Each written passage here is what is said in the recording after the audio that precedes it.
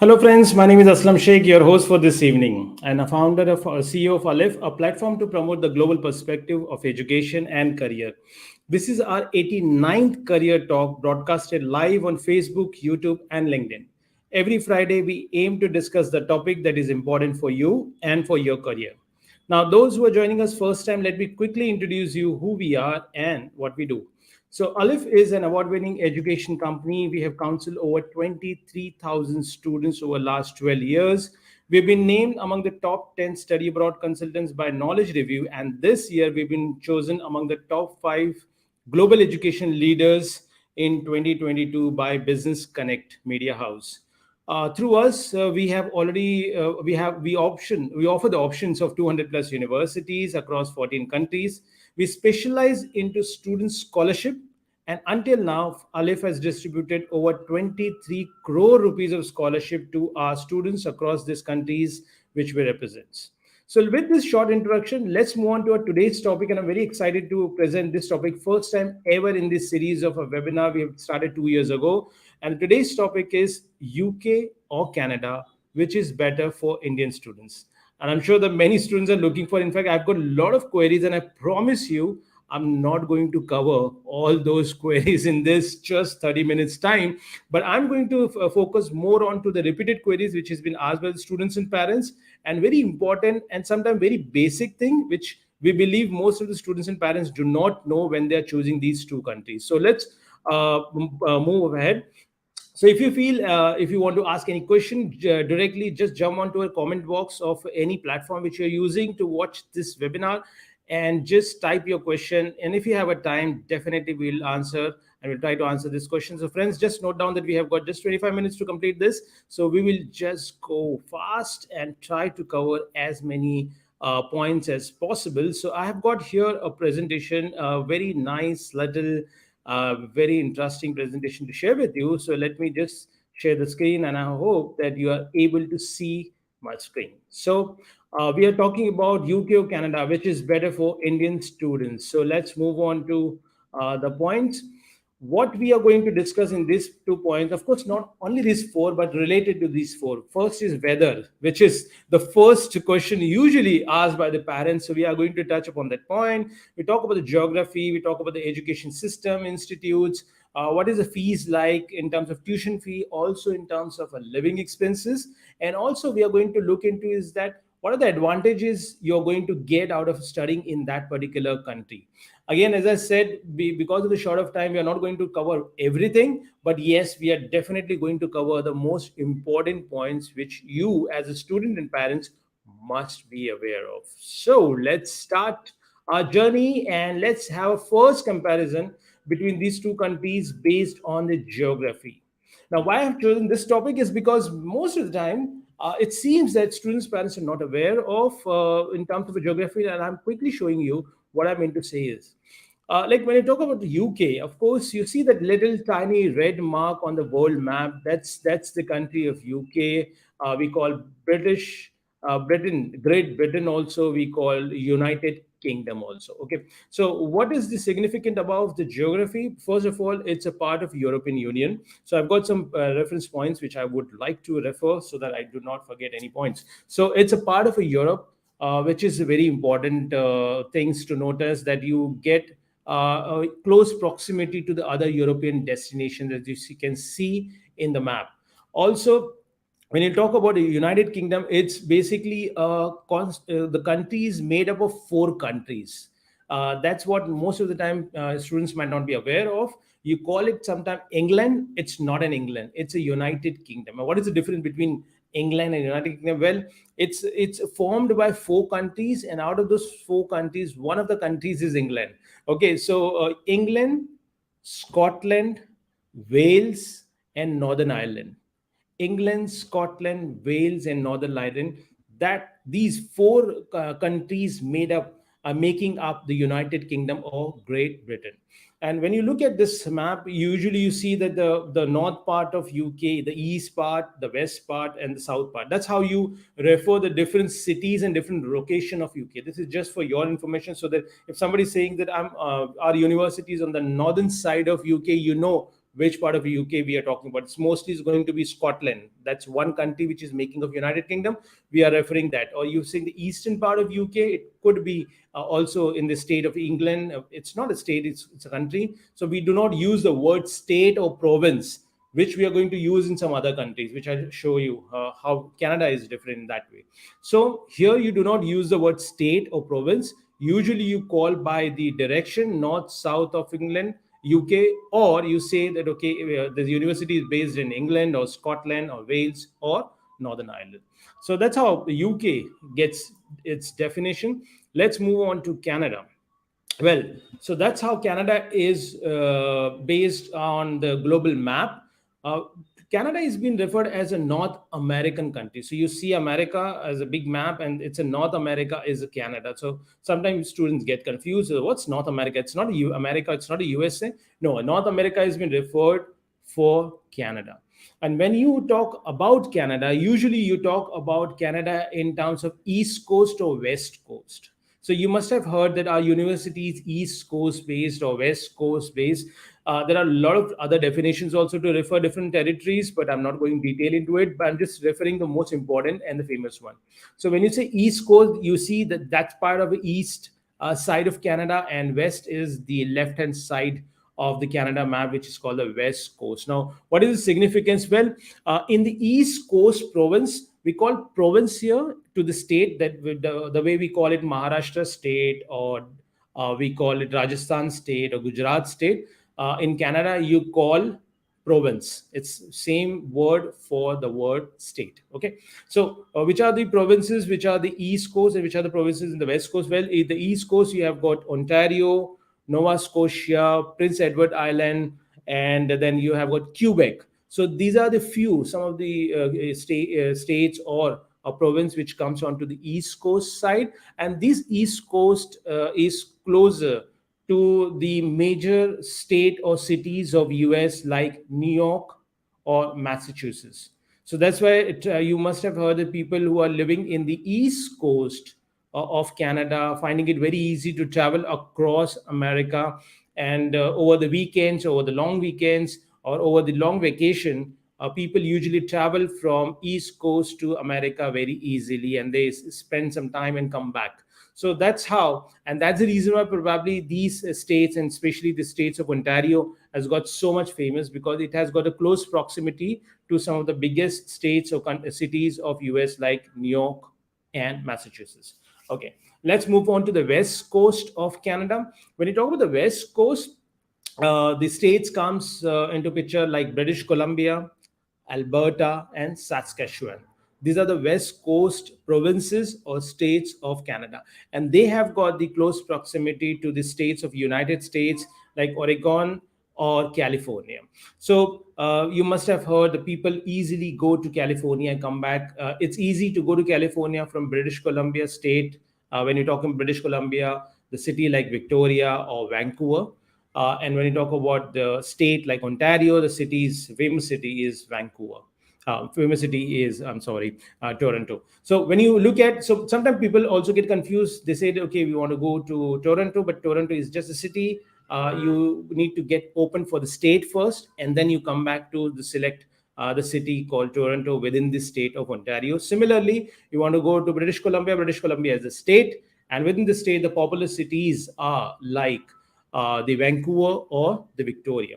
So this is how the Canada is getting divided onto the geography sense. I hope that that's clear to you. Let's move on to the next very important topic, which is weather. And let's see that how weather plays an important role, or maybe playing an important role for you to select country out of this two. Well, so when you talk about the UK, I've just got an average temperature table just to showcase you. It's not always snowy and then white, what you usually see on the television or in the movies, especially the Bollywood movies. These are the extreme conditions which usually you get to see. But if you see the average temperature in United Kingdom for the month of January, which is the right in the middle of the winter season, and average temperature of the year, it's quite reasonable. I know it's a 7 degree for January, and throughout the year, the average temperature remains around 13.82 degrees Celsius. So it's a very pleasant weather. Yes, it would be very wet also a lot of time in United Kingdom, and dry as well. When you talk about the average low, you can see that 1.59 or 6.12 could be the average low, and the record low, like that happens once in a few years or few decades. A record low was minus 26. So that's an extreme situation, which definitely making some headlines in the newspaper.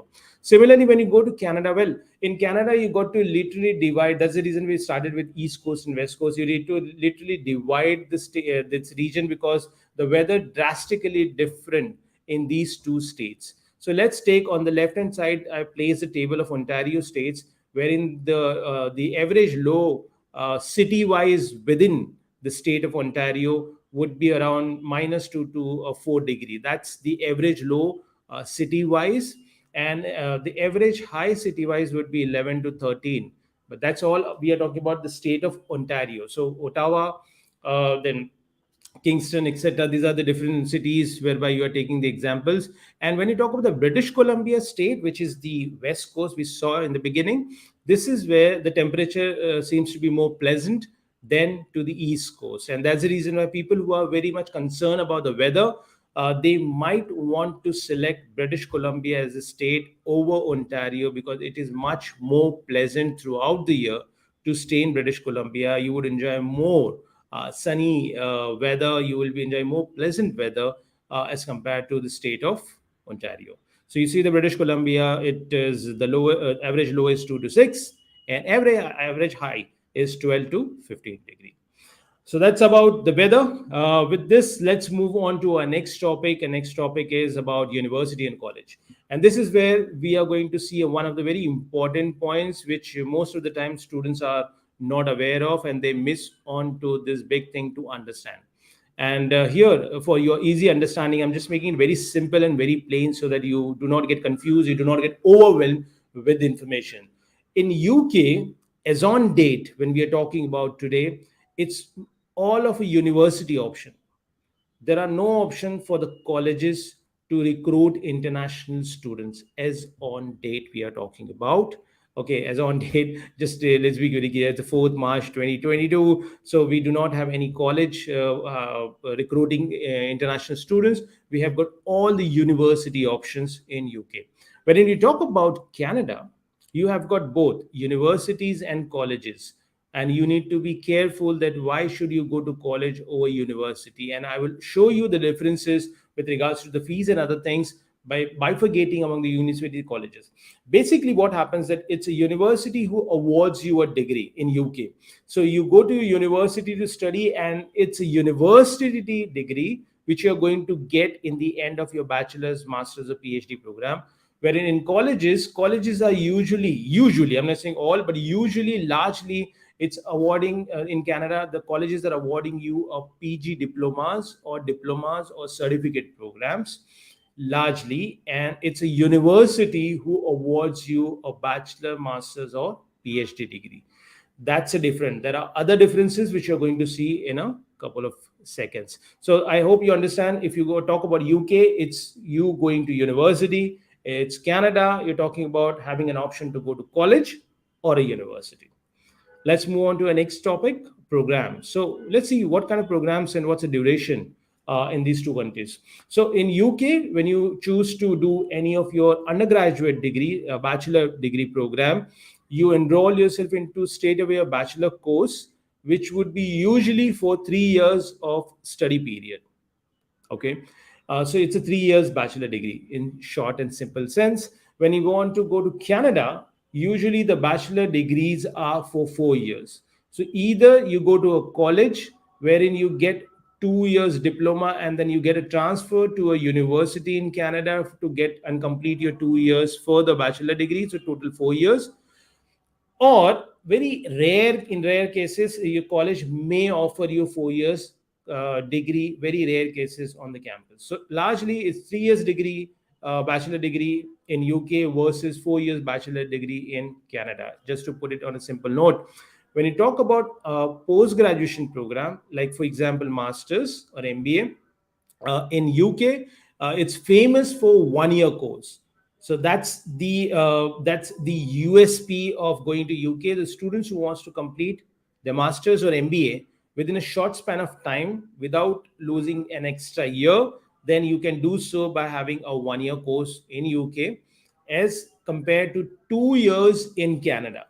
Okay. Again, let's make distinction. In Canada, you also have 1 year PG, and so don't get confused. And I know that it's a little confusing. So when you talk about Canada, you have a choice to go for a college, and there you have both the option: 1 year PG diploma or PG certificate, and 2 years PG diploma or PG certificate. But when you choose to go to university in Canada, remember we discussed college and university, both the options are available in Canada. So when you choose to go to university in Canada, it has to be 2 years masters or 2 years MBA. In rare case, university may allow you to complete that 2 years course within 18 months, but again, it's a rare thing. Largely, it's 2 years masters in Canada versus 1 year master in UK, to put it in a simple note, with some exceptions of PG diplomas coming in for 1 or 2 years in Canada as well. Now, there is another point we need to understand about the programs is that you also get a practicals during the course to complete.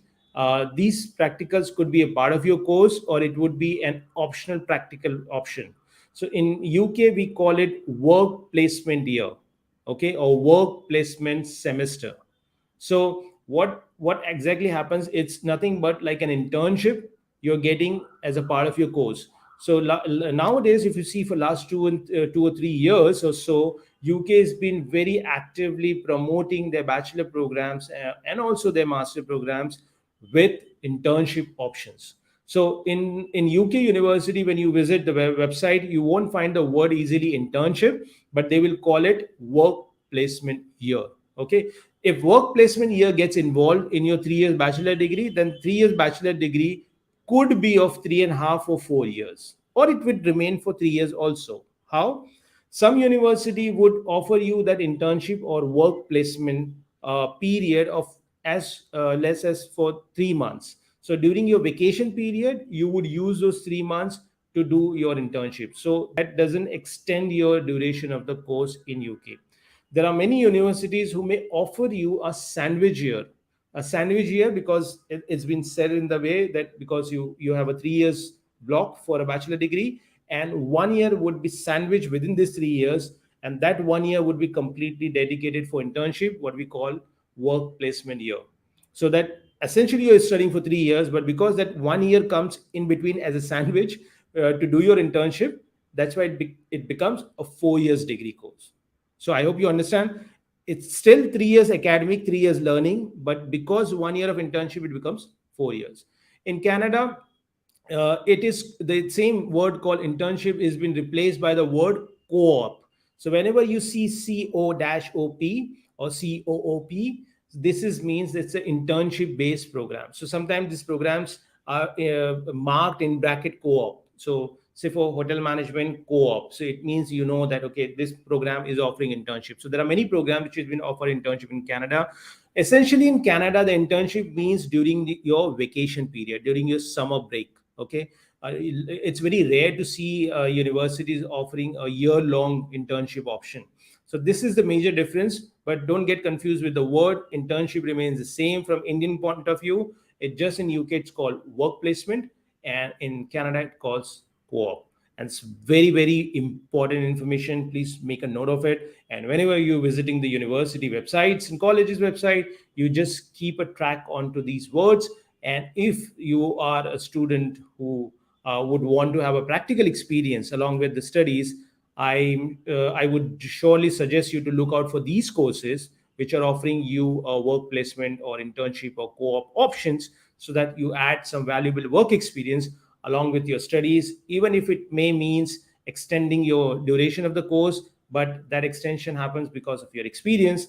It makes worthwhile to have that extension onto your degree course. Okay, so that's about the program. Let's move on to our next topic about the fees. Very important. Okay, let's look at the fees, how the fees plays an important role in choosing these two countries. Well, if you see, In UK, as we discussed already, that it's always a university option. So that's why that's just one simple fees bracket through which we will start the option. So undergraduate program like bachelor degrees would start 11 lakhs and onwards. We are talking only about the tuition fee. Okay, we'll come back to the living expenses later on. So it would be 11 lakhs in some universities, it could be 14 lakhs, it could be 15, 18 lakhs a year, it could be 22 lakhs a year. So that's a higher side of the tuition fees. But on an average, between 11 to 15 lakhs is an undergraduate 1 year tuition fee. And if it is a 3 years bachelor degree, as it is in most of the cases, you pay whatever the 1 year tuition fee multiplied by 3. Simple calculation. When you look at Canada, as we already discussed, there are two options to choose: college and university. Well, this is where it is making a difference. If you choose for your undergraduate course, I'm saying course, not a bachelor degree, very consciously, because as I mentioned to you earlier, when you go to college, it's usually a diplomas. Okay. So if you're going to college for 2 years and then you would take a transfer to university for 2 years. So for first 2 years in Canada, as a part of your bachelor degree, it would be 9 lakhs on an average per year tuition fees. 9.5 lakhs on an average. That's a college tuition fee. Slash the fees which is mentioned is applicable for the Canadian universities. So if you're looking for a bachelor degree course, first year tuition fee or an average tuition fee in Canadian university would be 15 lakh or onwards. So it could be 13, 14 lakhs in some cases, but average is 15 lakhs, 18 lakhs, 22, 25 lakhs a year tuition fee. So that's a bracket. Let's come back to the post graduation course. If you're looking for PG masters, university is the only option in UK, and here the fees would start from 12 lakhs onwards. So 12 to 15 is an average tuition fee, wherein in Canada, again, it could be as low as 9 lakhs if you choose a college for PG diploma or PG certificate, or sometimes it will also call Ontario diploma, it's state diploma.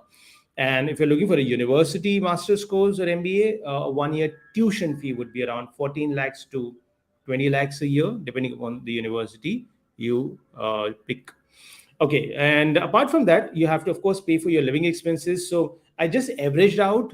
It could be less or more, but 70 to 90,000 equal in Indian rupees. So everything is in Indian rupees, just for easy understanding. So 70 to 90,000 rupees a year, a month, sorry, would be month per month. Okay, 70 to 90,000 rupees per month would be your living expenses for you to survive in any of these two countries. Of course, sometimes it would be a little more. If you are living in the city center of any particular city, like in London or Manchester, or in Canada, say in Toronto or in British Columbia, in Vancouver. But if you're living away from the city, the living expenses would be less. So that's the reason why that's a bracket for you to refer. I hope that's clear on the fees part. Let's move on to post-study benefits, what you get in these countries. Well, in UK, either you do UG or PG, you get 2 years PSW, post-study work visa. You can look for the placements. And if you do a Canada UG or PG, the post-study differs. So in Canada, when you do 1 year course, you get 1 year stay back. And if you do 2 years or more year course, you get 3 years stay back. Okay, that's how it differ. In case of PhD, in UK, you get 3 years stay back. That's not applicable in terms of Canada. When you talk about PR and dependent visas, well, a lot of questions comes again with regards to this. So in UK, you got to have minimum 5 years of work experience. You should be there at least for 5 years on a work permit in UK in order to be eligible to apply for PR. Whereas in Canada, you got to have minimum 1 year of work permit, or 1 year of experience post your study, and you are immediately eligible for PR. That's the reason why precisely you see that people who are looking for a PR option may want to choose Canada over UK. Otherwise, both the countries have got different advantages to each other. Now, dependent visa, many times students wants to take the dependent like spouse. In UK, you can only take your dependent if you are pursuing your postgraduate course like MBA or masters on a full-time basis.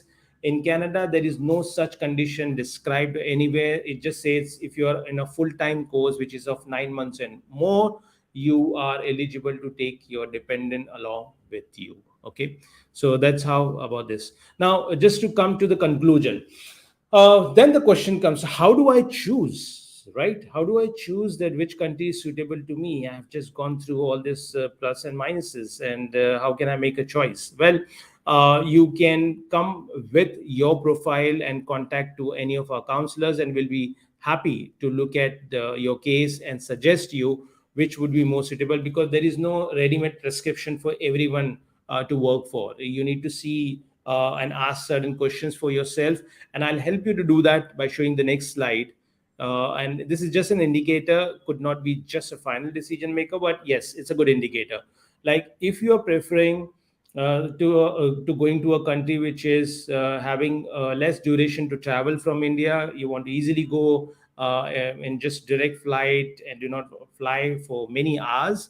Yes, UK makes a lot of sense. Within maximum 10 hours with a direct flight, you could be in UK. Then if you're looking for a course duration which is less, you don't want to spend unnecessarily, say for 2 years for masters, wherein you can do masters in 1 year in Canada, UK.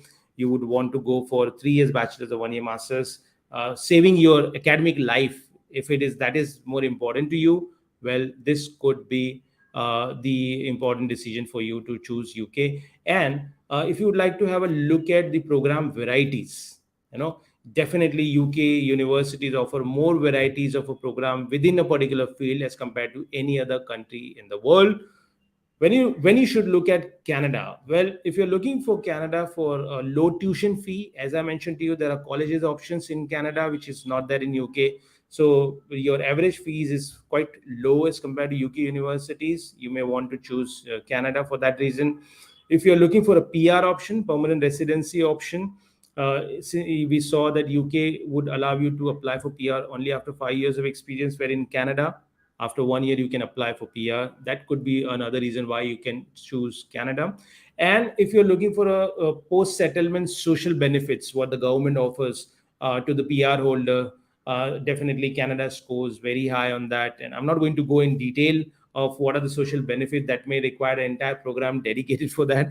But yes, you can just keep in mind, and you can Google it out, that what kind of social benefits what you would enjoy after being a PR holder of that particular country. So I hope there's this a small piece of information between comparison of UK and Canada was useful for you. If you have any further query, please note down this number you have also on your screen, and definitely you can come back to us anytime in order to ask this question.